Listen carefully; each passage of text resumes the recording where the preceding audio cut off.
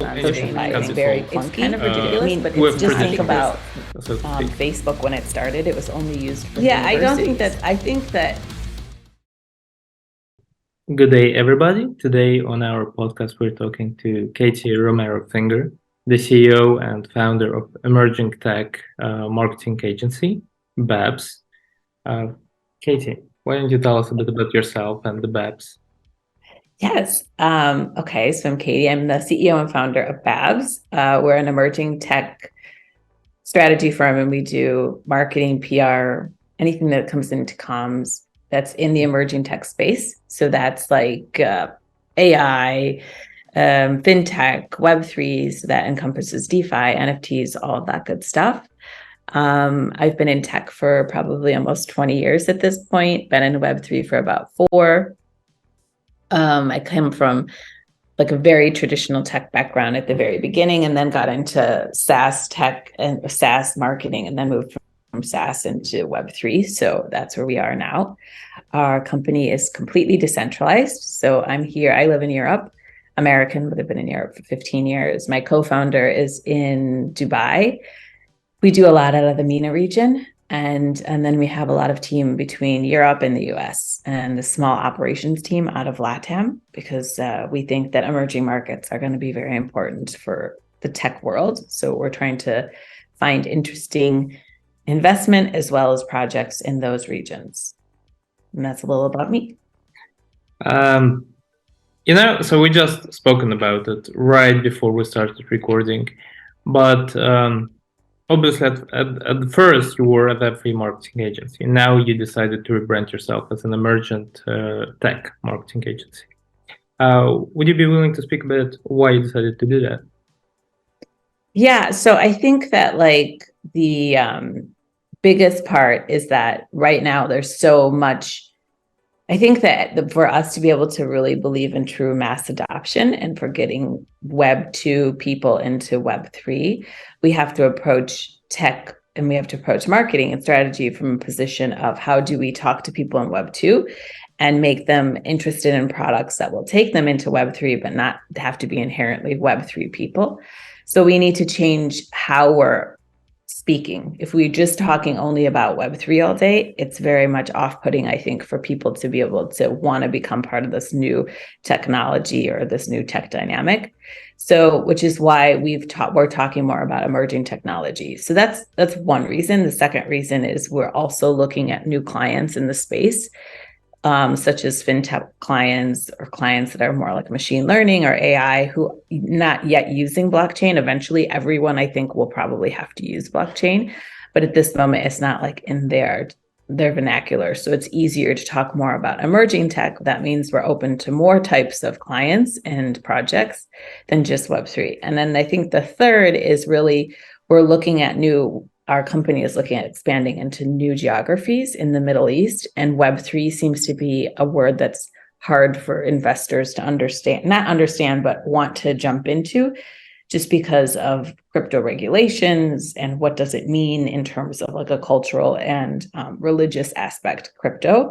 So if we're talking more about emerging markets, we're able to capture a bigger market share, which is why we want to be more in that emerging tech space rather than just the Web3 space. Well, Dubai is very like Web3 positive. Exactly. So yeah. Well, no, yeah, I agree with you. As I said, like it's very hard to define like what Web3 is, and like there's well, with a lot of like technologies, like you mentioned, blockchain and then crypto and NFTs, it seems like a lot of people still think it's scam. Like, or it's like not scam, but it's a place where scammers go. Yeah. So I don't know, like if you came across it or not, but like yeah, I had like where people once I start talking about like doing something in Web3 space, people like immediately like put off with it because it's like, yeah, well, why do I need it? Like, why can't we just do like something regular? But it's like, well, it's technology, and it's like there is a certain adoption curve, I guess, but it's not like yeah, some bad actors kind of ruined it for everybody at the first. Yeah, and another thing about like blockchain you mentioned that's like, uh, do you help develop blockchain or just like how you help businesses apply blockchain in their business? No, we have a small product team, and actually my founder, her background is product, so we can actually develop products. So we can do anything from strategy all the way through the implementation. So that includes products. So if someone comes to us, we have clients that oftentimes come to us at like MVP or even beta. And when they'll have maybe wireframes for version 2 or alpha, or they just have the ideation done, but they have wireframes and they need to build it. We can do that. So we also, for NFT projects, will build the smart contracts for the launch of the NFT. So we can definitely build product. And my co-founder leads a small team of about between 6 to 8 developers out of Ukraine. So we definitely can do that. It's not like our biggest project, I guess not project, like our biggest vertical. We mostly are on the creative side, but we can do product build. I'm asking because there's this thing I came across some time ago, which I didn't think about it, but I think it has validity to it. It's the opinion that blockchain is an amazing technology which has no practical use cases yet. Or like, in a sense that it doesn't solve anything which can be solved with traditional methods, so to speak. Yeah, I think that it's actually something that's been in the back end for banking. Some banking institutions have been using blockchain, but mostly like Corda, private blockchains for a long time that we just don't really know about. But I don't think there's a lot of like a real world application of it yet, because we haven't gotten to that point yet where we know the tech works and we know that we can implement the tech in different settings. But until we have, and I think we have our company has a relationship with MasterCard, because one of our advisors and mentors works for MasterCard, and they're doing a lot to implement it. And I think eventually, probably in the next 2 years, we'll see it as part of one of their main services in terms of payments. But until we see those big players plugging it in, it's going to be hard for people to understand how it works. Digital identity is huge. There's tons of countries. I know, for example, in Africa, there was the project about 2 years ago that Cardano was trying to do around digital identity. So there are use cases for sure. I just don't think they're necessarily not applicable, but they're to the point where the traditional consumer understands them and sees them. Therefore, people think that they don't exist. Well, it's also, it's about where's the money of the blockchain. Like, again, like if we're talking about like crypto and like the ledger part of it, yeah, sure. But the question here is more, when you implement it into the business, where is the return on the investment from it? From where do customers interact it and like pay you more? And like what I always say, well, it's not about like the customers paying you more. It's about making the experience better and hence increasing the amount of transactions for like making return, depending how you want to apply it, right? But that's also, I think, a big problem where they don't see how it's. And it makes sense. It makes sense to me. Like if you want to like apply some tool, well, you need to see what's the ROI on it. But exactly. And I think that it's like, for example, we do quite a bit of stuff in the creator economy space. And I think there we will definitely see where people can monetize on their work. So right now it's very, like Sociify is very clunky. I mean, just think about Facebook. When it started, it was only used for universities within your university. And then it made sense. I mean, I remember when it started, and it made sense then to just connect with people in university. And then it kind of moved out. How do I connect with someone else? And then it's like, well, how do I monetize the fact that I have all these people looking at this platform? Ads. But no one really knows that's how Facebook monetizes. And I think that now you have all of these people online, all of these creators working, but only really 2% of those creators are actually monetizing. So you have a huge market capability here to capture them and to do it with blockchain to make it easy and streamlined. So as opposed to having all these kind of bumpy ways in between with IP and the brand, you have to be the cool guy so the brand accepts you, and you have to have 100,000 followers. Now I could just take a picture and I could monetize on that picture if it's an amazing picture, or I could do like a great dance in a TikTok and maybe someone wants to use that and that's monetized without having a bajillion followers. So I think we'll see a lot of stuff. It is super early. I don't think people realize how early it is. It's just the fact that we live in a society that news is shared more. So if we compare it to like the time of the internet was when people were really early. It wasn't as commonly seen because there wasn't this shareability happening. Now it is. So people are like, oh, it's nothing, because anytime you mess up, within 2 minutes, everyone knows it. So, but it is very early. Talking about like the creator economy, there is this case. So it was an Italian photo sharing service, and the company wanted to implement blockchain and NFTs primarily, to pay back the creators for their photos and when they're used. The problem was that they asked their users, do they want this? And they said, yeah, we want to get a share of sales. And then they asked, do you want this if we're going to implement it through blockchain and NFT? And they said, oh, then no, thank you. So who was this? Who was this that said this? The users of the service, of the photo sharing service. Okay.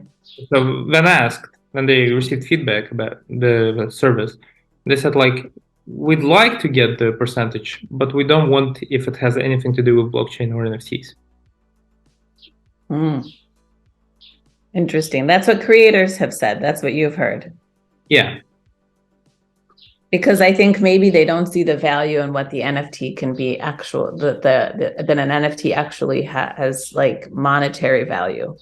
They see it as something, and there's that like educational piece that what we do with a lot of clients is you're really going to need to have an educational component always to your campaigns, because there is that kind of the curve where you don't want to talk about NFTs, you don't want to talk about Web3, but you have to talk about cash.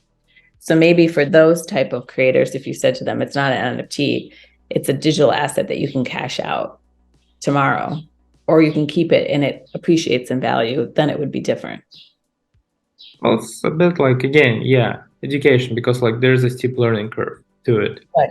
But I just been working on a SaaS startup as a client, and I just realized that, well, a lot of the content we're producing for it is educational based, because this is what,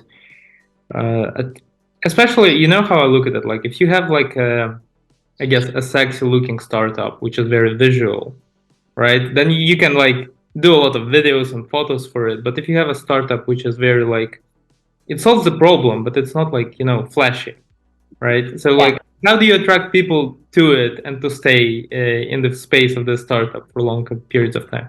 And I realized that educational content for this specific niche is actually the thing which attracts most people to be in the area and like keep track of what the startup is doing. Because like there is no actual like visual interesting content to share. Again, maybe I'm wrong. I'm not like the best, but that's the strategy we went with, and it seems to be working quite well. Yeah. What kind of are you working with clients? Are you working on as an advisor? What kind of stuff are you doing and what are you seeing? Well, I work with clients. So again, like as we said, like I used to work as a consultant last few months. I'm now transitioning because I'm like opening the company. And again, like this podcast goes on our corporate YouTube channel. So we're transitioning to working as a full-on agency. It's just like, again, like with the complications of opening stuff, it was hard to open a company again. Yeah, absolutely. Situation was this. But what do you mean regarding what I see in what particular area? I mean, what kind of projects are you seeing that are kind of taking off? What does the market seem to be interested in right now? We're getting quite a few NFT projects coming in, despite the fact that the market seems to be I don't know if we would like the market itself in terms of VC funding, because we help our clients with funding. If you're a client, it's kind of part of what we do. We have a very strong VC network, so we'll try and do connections and see where that leads, and as kind of being your partner. And that has been very, very, very just uphill. Like no one is interested right now, but we are getting a lot of people that want to do NFT projects. And I wonder if it's because that the market is a bit slow. They think there's less competition. I'm not quite sure. Well, in the last few months, I think a lot of blockchain and crypto projects were a bit hijacked with like now AI taking the center stage. Like everybody's doing AI. And like I'm not sure it's good. I'm not sure those projects are good. I try not to get involved with them too particularly because if somebody develops their own AI, that's an interesting project to work on. But if somebody just pays for ChatGPT 4's API, well, this doesn't seem like a long-term viable project.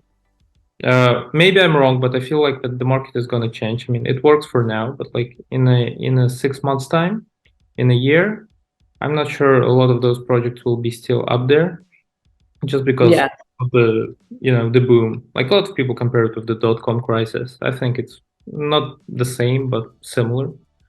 Another thing which is more NFT based, which is picking up, and I had like a lot of people come to me with it, is the tokenization of property and fractalization of it. So in the prop tech segment where they sell hotels to everybody as NFT investments, there's one which is a European/Portugal project which is picking up. There's quite a bit in London, well, England particularly, where they try to sell big properties and where NFTs are membership.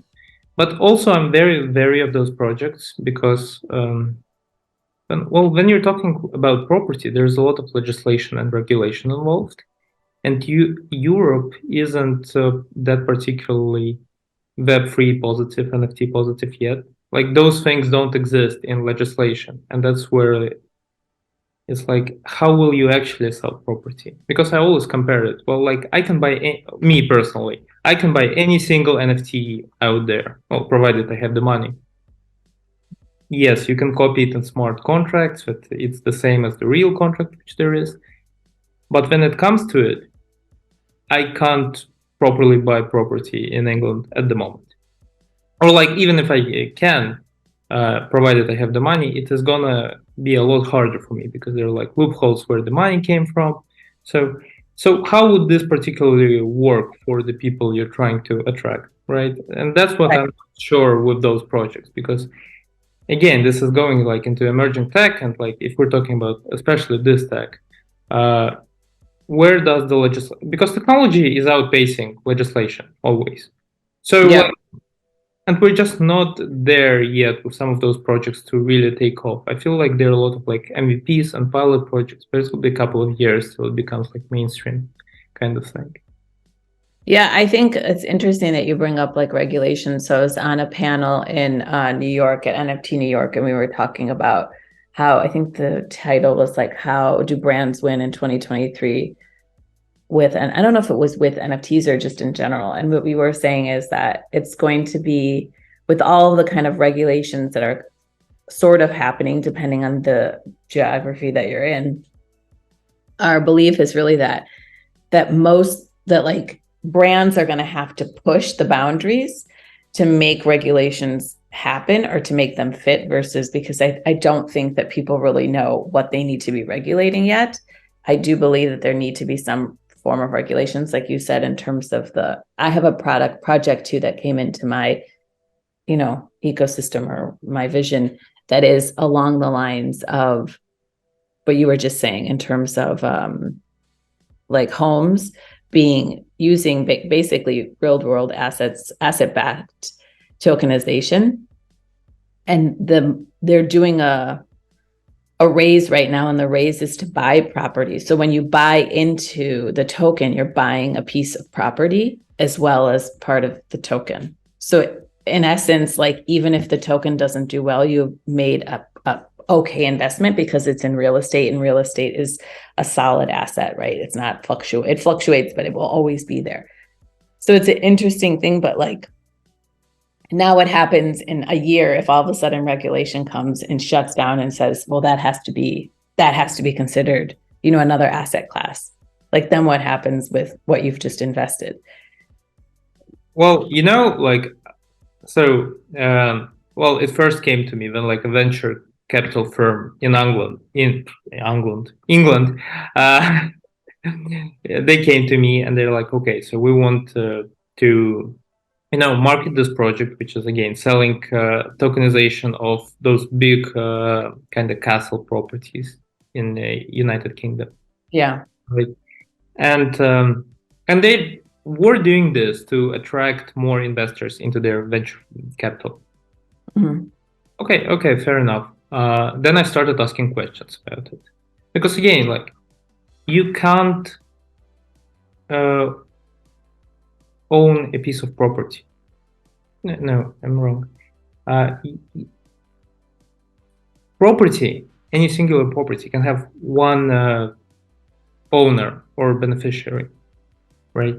If property is, again, we're getting into like regulation or legislation, but if the property is structured as a company, right, then you can buy into it, but you're effectively buying shares of the company, which correspond to amount of like revenue the property makes if the property is again like a country club or a hotel or whatever. But you can't just have like, say, a castle and you buy like a token. Well, you can, but I mean, how legal is it? And you buy just a token and it's just like, okay, so you bought a room in there. No, but that's not how it works. And the moment I start asking those questions, they stop talking to me, which was like, it's like, it's that's what makes this whole thing a bit like shady, because it's like, okay, so the moment I want to find out more, like I'm on board, I want to talk with you and like see where this leads us, but you're not actually responding to the questions and you disappear. So it's kind of like weird kind of situation. But again, legislation and regulation. But you mentioned Latin America, and in Latin America, especially in El Salvador, they're more open to it, and Brazil as well. Yeah. And but there, I haven't seen projects which are aimed at property there. So that would be like something interesting, and what I would keep in mind if I'm looking at those types of projects which are about tokenization of property. Yeah, I think anything that's in the tokenization of real world assets is going to be, or asset-backed tokenization is going to be something that's probably going to be quite big. But again, I think it's going to be one of those things where there's going to be issues with regulations. So depending on, it'll be interesting to think, like, is it where the asset is that's going to be regulated? So if the asset is backed by, by a hotel in Dubai, are you then bound to Dubai UAE law? Or is it where the token has been, whoever is doing the token, it's where they're incorporated under like British Virgin Island law? Like, I think it's going to maybe get complex. So it'll be from an investment perspective, it will be interesting to know if you do this today and in a year, all of a sudden your investment has gone to shit because you've invested in something that now is completely regulated by like 4 different jurisdictions or something. I mean, I think it's a possibility. I don't know. It is possible. Maybe it's not, but we'll see. But yeah, well, again, I always like compare it to myself, and in marketing, I learned one thing is never to have me myself as like the target audience, because like again, I'm like biased, but like I compare for myself as a person who has a lot of legal problems getting anywhere because of like my nationality, well, citizenship more for right at the moment, right? But I have no problems buying NFTs or crypto anywhere. So how do those two things align? Right. Right. So like, and especially if you're saying if it's like 4 different jurisdictions like control it, like how does this even work for me? Right. Like, you see, that's where I'm like, where I'm not ready to get involved with those projects, because like I'm not sure how viable they are at the moment. At the moment, particularly, like in a year's time, sure, it can change, but at the moment, like I'm not sure. And more specifically, I'm not sure if those people understand it who come with those projects. I feel like a lot of people in the space are very excited about the technology and the prospect of it and the hype cycle and the easy money, well, relatively like money it can generate in terms of investment and interest. But I'm not sure they actually like ask the questions what like those technologies like doing this, what it would entail and what are the potential problems with it. And that's where like I guess a lot of booms and like um, problems can arise in the near future. Yeah, I mean, I think what's so interesting, like this year, what we've seen in terms of the market, it's been a struggle of a market for so much, you know. And so many people are like, is crypto over? Is blockchain over? And I honestly do not believe that. I think that we will be revolutionized by blockchain. But my question is, like, how do you stay positive when there's so much negativity, you know? And where do you put all your eggs, as we say? So, you know, where should we be focused? Like, what is going to be I don't want to say the next big thing, but what is going to be the market we should be looking at in terms of the different verticals within emerging tech? I really wish someone could tell me. I don't know it. I can tell you, but what I think by what I use and what I'm kind of touching as a marketer in this space that I think is going to be super interesting and super needed. But maybe I'm wrong. I don't know. What do you think? I think we should be looking at like the synergy of those products. Because like, you know, it's very interesting to watch from like what people like post online. Because like before AI, before ChatGPT 3, it was all about like blockchain. AI Yeah. came in and then it hijacked the whole like conversation. But I think the true big projects in the future, like again, some of those projects right now, I see that they're um, well, they're trying like an investment. I've seen like a pitch deck, which was we are a company which has VR, AR, blockchain, crypto, and Everything. an AI. And obviously, because they're different like venture capital firms who put money through different technologies, so they have like all of those like 7 technologies in there. So they have like more venture capitalists looking at them to invest. I mean, like, but this is like again, I'm not sure how it's fair. But in general, I think well, I think AI is not. I'm not sure there's like an AI niche. I think AI is a tool which is just gonna get implemented obviously everywhere, and only like AI native companies are the ones which are gonna be big. But everybody else will just be a tool which uses AI. So it's like there's not much of a separation. So, and it's more about finding the practical use cases, and from the standpoint of marketers, finding ways to drive mass adoption. To get more if we're working with like web3 projects, even if we don't call them that for the sake of mass adoption, is like uh, how do we get people to use the technology more, or how do we get people to like learn more about how to use it, Yeah. how to make it this much more seamless.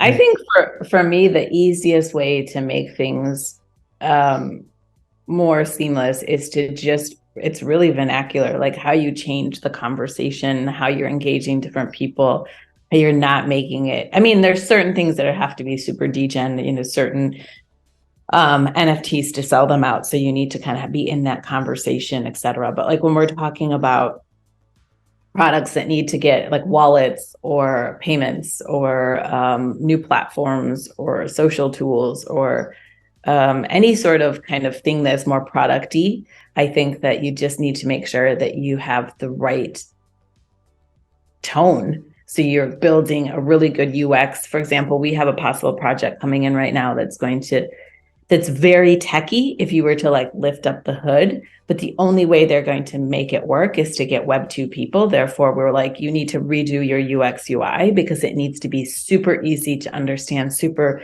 flawless website. And to, you know, so people come in, they get it in 2 sentences without bringing in token and NFTs and Web3. It's just easy, A, B, C, and they can follow it and they can sign up. And maybe in 3 weeks when things are working, you're like, hey, by the way, this is all being worked on blockchain, but in order for it, just like your creators are saying, like it needs to be something that makes total sense to a Web 2 mind.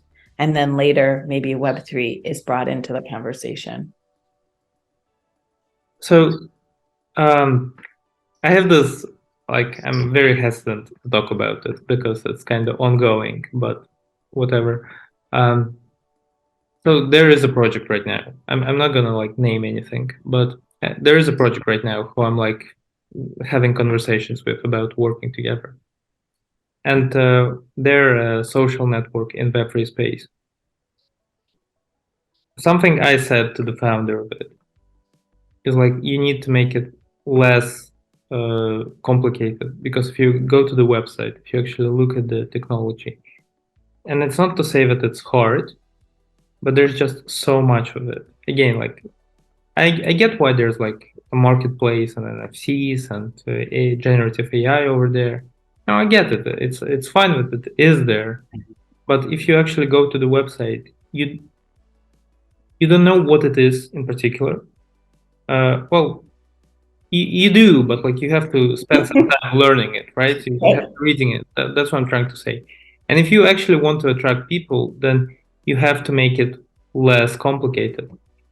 And he says, well, we're just not for the people who don't want to get invested. We're for the people who are already in Web3. I'm like, yeah, but you're not going to get more sign up, and especially social media sales. You need to make it like seamless.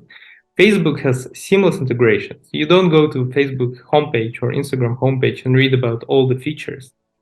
No. True. But very adamant, because I think again, from this example, I can only say that people think that there's like a Web 2 target audience and there's like Web 3 target audience, and they don't intersect in any way, shape, or form. And I'm like, well, then you have a very small target audience, because it's like, okay, a couple of million people. Right. So it's like, like. Yeah, I mean, it's interesting. I think it's like we're still making up the rules, So like we have these conversations right now, and maybe in like 6 months they'll be totally different, in a year they'll be totally different. Like we're setting the tone, we're setting the rules, we're setting the way we're supposed to be doing all this stuff, and because it's just so new. I mean, so I think that obviously the technology is new, but how we make it a part of mass adoption is completely new. Well, I think it's community building is like the biggest thing right now. And I think it's always been. I've actually, I tried to do like a fun post, and I called it caveman marketing, because I just looked at the things which are like similar throughout like history, and like before marketing, there was like religions and political movements, right? Before like free trade. And what do they all have in common? And it's like community, the sense of tribe. And I think that's what like brands do, with like creating communities around the values and the identity of like being associated with the brand. And then I think there was this 10 years of social media where it became very heavy analytics driven, where it's all about like maximizing your click-through rates and lead cost per leads and all this stuff. But now with like Web3 looming on the horizon, I think it's more about like, again, going back to the communities, and especially with like the matter, how do you work in like sandbox? If we're talking about like sandbox or decentralized, how do you have brands actually bring people in there? Well, by creating like community hotspots where people go there for like a game to find the people they're interested in. It's not like a feed where you can just like show an algorithm and like you're gonna see what you see, because people have the power or like the agency to go wherever they want. It's not like you're thrown in by the algorithm into the world which suits your digital profile more. But exactly. Change, like no idea. And again, as we said, like what does it all even means? It's like it's the definitions change every single month right now. Yeah. And like the whole metaverse thing is so, I mean, I get that it's something there's just a part of me that's like, is it really, is it anything other than, the Oculus right now? Is it anything that's going to really change anything right now? I'm hesitant to really think that it's actually, that is one of the things where I haven't seen real world application, to be honest. Well, what do you think about augmented reality? What about what? Augmented reality, AR. That's different. That I think I've actually, even like holograms, I've seen some really interesting companies doing some really cool things with AR because of the fact that it is so realistic. So like you're in a meeting with someone and they're like standing there. It's like very much futuristic. And I think that type of interaction, especially in the medical field, they're saying that that's something that you can practice on. A surgeon can practice hours and hours on AR and actually perfect their skills to be able to even operate on someone. I'm here and they're in another country and they're effectively doing it while they're, millions of kilometers apart, type of thing. So I do think that and that actually, probably about 5 years ago, I was working on a project with a global health initiative, and they were using a lot in AR and VR. And in that aspect, I have seen some, but I just, in the sense of like Web3, in terms of kind of the metaverse, it's still very much kind of hype versus and community building, but not like actual application of how it's improving, I think, your life personally. I'm scared it's gonna like make life worse, to be honest. Why? Well, I guess I'm very pessimistic from having worked in social media marketing for a long while and seeing what it does to people. And well, first of all, like just seeing, okay, your attention spans aside, then we're having like about people having like issues with, body images, or there's perception of self-worth. Then we have where it goes the other way, where it's like extreme body positivity, where it's like you can't even say that like being obese is unhealthy because it's okay. So now I'm fat shaming by saying this, this like, and then we have like people being dumbed down, and I think that's what AI might do, because sure, there will be a segment of people who are creators who use AI to augment their skills, whatever they have, but there will be a segment of people who then stop thinking for themselves and start using AI in a larger manner, right? And then Right. if it all comes down into the metaverse, and then you have like again sense of like what is your digital identity, then do you even go outside? Say, because right now, if you're like insecure but you want to be secure, well, you either stay at home for the rest of your life, or you go out and you try to socialize and interact with people and try to do something, and you have to like meet them person to person. But now you can craft any identity you want, in theory, go into the metaverse, have the same feeling of being social, but when like the day is over and you take the glasses off, you're back to being alone. But in order for you to feel good, you just put on the glasses and it's fine. But it's like, no, it's artificial perception of like being social, having like a life. Yeah. And something I'm very scared, because I'm not sure how it's gonna work out. And that's not something I want for myself or for my children or for like for anybody. It's like a weird world for me. Yeah. Well, and I was actually on a panel in Dubai like a year ago or something. No, it was probably almost 2 years ago. And we were talking about this, like, is it real if you can see and feel it? Or is that dangerous? So for example, I was saying, I don't like the notion, like I still want to go to the beach and feel sand. And one of the guys in the panel said that there are actual pieces of AR and VR where it tells your brain that what you're touching is sand and you think it's sand. And I'm like, but it's not. And that notion of like, at what point is it being completely false? It shouldn't be false. We should still be experiencing life outside of this bubble of reality, you know? Well, so I've spoken to a person on the podcast, Aragorn, a couple of weeks ago. He is very transhumanist, futurist, right? And when we're spoken about, he's very pro it. And one of the arguments is like, well, say you can't go to the pyramids and you can't climb them, to Egyptian pyramids, but now with AR you can. Yeah. Well, like with the metaverse, with the metaverse you can. But again, like I agree with you, that's not really the same. And I had like from educational purposes, I think metaverse has the most practical use cases. To be honest, like say there was a game, Assassin's Creed 2, and like the whole Assassin's Creed, but like I played only the second one over 10 years ago. It's like I think it was like 2009, 2010.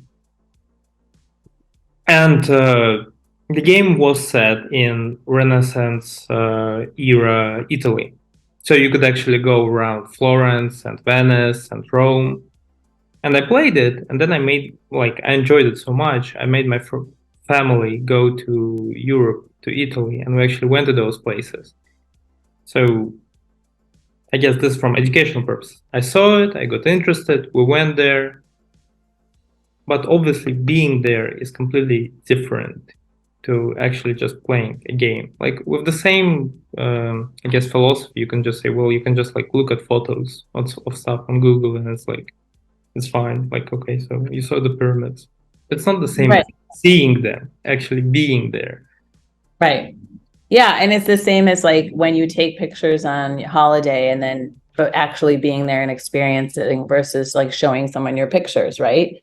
So that, and like we're always going to need that human element of not needing to touch and feel things, the same kind of with partners and people in your life. Like you need to have that physical interaction, I believe, or it's like it's the human nature needs it, right? You can't completely replace that with AI and with your brain thinking. It becomes like the Matrix situation where you're in a pod and life is what the machine is telling you it is, but it's not. I mean, we're in actual reality right now. So I agree with you in the sense of you take the glasses off and like, who are you? But you should, you know what I mean? Like, it's just, that's why I think that some people think like a lot of what we do is kind of ridiculous because it is so ridiculous if you think about it, versus there are things in blockchain that the digital identity will be amazing. I mean, what it can do in an emerging culture is people that can't afford to get a license or any sort of physical ID that can allow them to go to university. That's going to change everything for people, or healthcare, how that can drastically change in the United States or in any country where there's so much bureaucracy versus, on like where your healthcare information is held. Blockchain can be able to move those transactions between different systems. So there are like true applications. The news shows all the crappy stuff and then people think it's a joke. So it's important that we definitely pay attention and look for the ones that are going to revolutionize this industry, I think. Like it's weird because, well, again, I don't want to like single out any particular country, but for some reason, most of the stories I hear like this come from Asia and Japan specifically, where people marry like a video game character or have like relationships with them. Or there was a lot of stories when World of Warcraft was a big thing, where people would meet for World of Warcraft and have like relationships through it, but obviously they can't have them like in real life for one reason or another. And it was always ridiculed because like how dumb is that? How can you actually like do something like that? And now, at least in the metaverse space, a lot of like futurists are kind of promoting the idea that it's okay if your girlfriend is an AI, for example. But it's like, but what does this even mean? Like, I've played around. Have you heard about Replica? No, I don't think so. Well, it's again, I'm not sure like how good the AI is, but it's basically like a virtual character, which you create yourself. You name it. It can be either a boy or a girl. it's being marketed, I think, as the AI who cares. And it's a chatbot. Basically, you talk with them and they respond and they like remember stuff about you. And then you can like pay to have them appear in augmented reality in your like living room. Uh, you can have it send selfies, which are AI generated. And like I played around with it, and this is like it's nothing conversation. Like I'm not sure how we can actually get to the point of like caring for them, because you know, in conversation there's like a bit of like a conflict or a conflict of ideas or a struggle or some pushback which happens, and like and this one is just like a yes man who just like yes, yes, sorry. Like it's like kind of weird, like super subservient, willing to please anything. And like I can't understand people who actually feel emotions towards such construct. And Yeah. I'm again not sure how the future will be with it. Like how, like this like really weird for me. And like I'm supposed to be young. I'm still unsure if I'm Gen Z or not. Like I was to speak with like Gen Z marketers. Nobody wants to talk to me from Gen Z public for some reason. But one of the reasons is like I'm not sure if I qualify as Gen Z or I'm still a millennial. Because again, there are like 10,000 definitions what Gen Z is. And I'm supposed to be young, and I'm supposed to be the target audience for all this innovation. And for some reason, I just can't relate to it. I don't get it. Yeah. I know. I think it's part of it is also, I believe it's not just it is a generational thing, but it's also about the experience you've had in life. And so if you've had some experience in business and in life, I think you realize how ridiculous some of this stuff. I mean, we have some clients that are very much into not showing their identity. So they are like, you know, whatever. And I think they're called non-subs. I forgot the name. And for me, that's like ridiculous at some level, because you just think like, okay, I should be able to see your face. We're having like a business conversation. But at the same time, I'm like, I get it. Like that's also something really kind of cool about our industry, is that you can be who you want to be and you can also be brilliant. I mean, we have a project right now with the team that they all have different, like they have names that aren't really their names and they don't show their face, and they're brilliant. They're brilliant people. They're building like the first of its kind NFT, the first on-chain GIF. And it's like taken them a year to build this technology. And then they have this whole notion of like an eDAO where the people take it over. It's absolutely brilliant. But they don't want to show their face and they want to be like characters on screen. And you think it's kind of ridiculous, but it's not, because why do we have to conform to the traditional way of business that like everyone has to wear a suit and tie and then that makes people respect you, when in fact right now I can respect this guy that wants to wear, you know, a funny face on the screen, but also I know he's really, really smart. So I think that's what's one of the cool things about our industry, is like you can be whoever you really want to be, but at the same time you kind of have to prove yourself. So pretending only will get you so far. I really believe that. Well, I agree with you. Well, but I think there's like a difference to just like not wanting to show yourself. Like it's fine, I guess, if you just want to have like a digital avatar, but you can't have a digital avatar in life, right? No, that's So true. like, okay, like, well, again, like something I don't particularly like is when, just because from the visual standpoint, when I do those podcasts, when guests like put on like some funny background in the back, like I don't particularly like it, because it just like, I don't know, seems, I don't want to say less professional, because I'm not like a super professional podcaster. I do it more like as a hobby and like an educational part, because again, we said about education. Part of my marketing strategy from creating content is like this educational content about the space we're in. Right. But I just like, I don't know, something about it drives me like it just me the wrong way. But it's fine. Yeah, sure. We're talking online. Like, who cares? You don't need to wear like a suit or anything. But I also think there's a big part about when you want to connect with somebody. Well, eye contact is very important. Yeah. I guess like it's hard to like catch eye contact on Zoom anyways, but at least I see your eyes, right? And like even from medical purposes, or like I guess biological ones, there are studies and when people look into each other's eyes, they have like certain biochemical changes happening, or like biological, not biochemical, biochemical. Anyway, biological changes they have them like with like dopamine, like hormones, right? Right. how how does this apply when people are looking? And this is where I think technology is outpacing us so Yeah. far. Like we as a human like life form is not fully ready to live in metaverse and be like AI augmented. Yeah, I agree with you.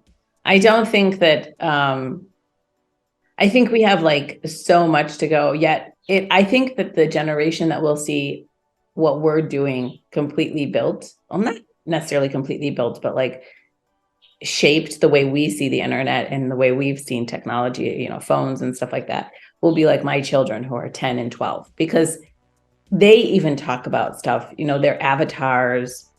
My co-founder, her daughter builds her own Roblox, and all she wants when she does chores, she just wants money to be able to buy new stuff in Roblox. Like they live in that world. And I think that they're going to be the ones that see this whole thing taken to the end at some level. Well, I just think the thing taken to the end won't be what we think it will be. Because Probably. like I think a lot of things will drop off.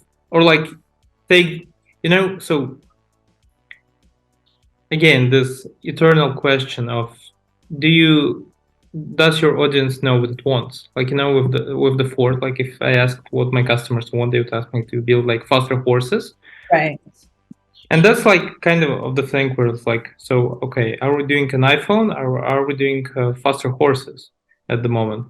And Right. that's why I think builders in the area will keep building, and then the ideas which the audience doesn't accept, which I think actually can be wide use of AR goggles. I think this might be a thing which, if there's too much AR applications around, might be too much and it will be like scaled back. Like we already seen it that Google Glasses, they didn't like go into mass adoption, even though you could buy them, but they didn't for some reason, and half of the reason is that they looked kind of stupid. Right. So, and I think that's what we can see with like a lot of web-free immersive emerging technologies going forward. I'm just not sure which ones will they be, because on paper they all make logical sense at some point. Exactly. Yeah. Yep. I agree with you. I agree with you on that one. But yeah, I guess it's interesting, and that's that's the reason why I went into marketing, because I'm a mathematician. So my education is mathematics, but it was boring. I didn't want to do it. And like I went into marketing because, well, it seemed logical, but it's also interesting because like you never know where you're gonna go, right? Yeah. I was a philosophy major, and it was the same for me. My road to marketing was a bit different. So it was like started right after university doing kind of project management, and then was pushed into a really big project because they didn't hire the person they hired, just like failed, and they needed someone to fill in the holes, and I was there. So I was managing this huge project at like 24 years, 23 years old, and had to kind of like just learn. And then the creative side of it is what I liked, and went into marketing. But I think I eventually, it was in tech. So it was like, tech for me has always been interesting because there's deeper questions to it. Like, why do we need it? Why do we have it? You know, how does it improve our life? And then obviously blockchain to me was like eye-opening when I got into it. Just the absolute difficult conversations, because that it's just like a new thing, makes it so interesting to me. And how we'll be able to change societies based on technology is really interesting to me. So I think that's why I get into it. And it's very entrepreneurial, which I like, being able to kind of test your hypothesis, see if it works, and try again if it doesn't. I agree with you. It's just like, again, we need more adoption with it. like even I work in the space. Like I barely use blockchain just for like for cryptocurrency. Like what is it? And that's what was it? What was the technology? I think it was even the metaverse itself. But like again, I work with primarily small to medium sized businesses Yeah. right now, right? And I always ask about like those big. Okay, so Nike launched an NFT collection, and they have this huge concert in like Decentraland or Sandbox or wherever. I'm like, okay, that's very cool for Nike. Nike's marketing budget is in hundreds of millions, if not billions. How do I, as a small business owner, or how does my clients who are small to medium sized enterprises, how do they do it who don't have marketing budgets in such astronomical numbers? How do they do it, right? And that's like with the blockchain as well. Well, not everybody can develop their own blockchain. How do they Yeah. get on board of like being in the blockchain, having their own ledger, creating NFT collections, which like but I also think it's about like the thinking of the people in um, the founders and the SEO CEOs that it's long-term thing you're building. It's Right. it's not about, again, as I said in the start, it's not about like, well, how does this make us money tomorrow? No, it's about how does this make us money in like a year? How Right. how do we create consumer behaviors so that they start using those blockchains. So, Right. but it's a hard sell because it all goes into like finances and money and budgeting. Like obviously, people like prefer that you just run a targeted campaign and generate sales. That's Yeah. like the simplest, and that's the most boring one. Yeah, exactly. Exactly. I agree with you there. It takes a bit of someone with a mindset of risk to be able to really jump in to some of the stuff. Sure, sure, risk, but again, it's like, um, I have a small team. Like I don't have a lot of like financial responsibilities to them or like to anybody. But let's say you're talking about like people who have like families and they have employee families and like employ like in the hundreds of people. Mhm. I think that's where like the risk becomes not just simple yours, but you have responsibility and risk towards all of those people as well. Because well, your bad decisions means they can get less food on their table. Oh, like I'm like exaggerating, but the point is like you have responsibility to your employees, so they get like, and you get Right. paid on the revenue you generate. And like, okay, so you can invest in like blockchain, it doesn't generate anything for 2 years, you go out of business. Like, I mean, that's not good business. Right. Well, I'm enjoying this conversation with you. And speaking of blockchain, I have another meeting in like 10 minutes. So, Well, I was actually planning to kind of round down our conversation right at okay. and you beat me to it. Well, hopefully you can come next time and we can continue the conversation as well. But for Yeah. now, where can people find you and see your website and get in touch? Yeah. So our website is babs, and that's babs.xyz or XYZ. I'm on LinkedIn at Catie Romero-Finger or on Twitter at Catie Romero. And yeah, it would be great to chat again and see what you're doing in terms of marketing, see how there are synergies. I know you're in Turkey right now. Turkey in Istanbul is really picking up in terms of blockchain. I think we might be actually doing a meetup there with one of our partners, a gaming meetup. I don't know if it's now in June or July. So if so, I will contact you. Maybe we can do something together. We can do another podcast on gaming because that's, I think, another really interesting topic that people don't quite know. I think people think it's one thing that it's really not. So I think I always like to have a bit of a more of a deep conversation about it. So maybe we can talk about that. Definitely, definitely. Well, it was a pleasure hosting you today here. Thank you. Yes. Thanks, Yuan. It was great to meet you. We'll be in touch soon. Definitely.